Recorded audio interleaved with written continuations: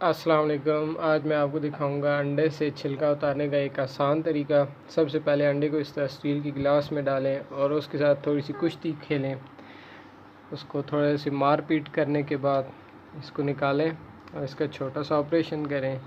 और ये देखें कितने आसानी से ये छिलका उतर रहा है।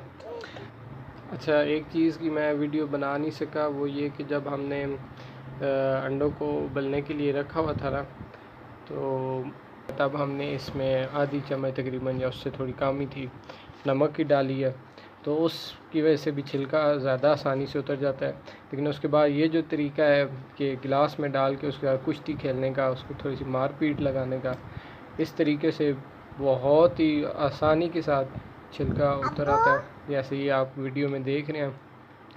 तो फ्रेंड्स, मेरी वीडियो को लाइक करें, शेयर करें और मेरे चैनल को सब्सक्राइब करें और नेक्स्ट वीडियो का इंतज़ार करें। तब तक के लिए अल्लाह हाफिज़।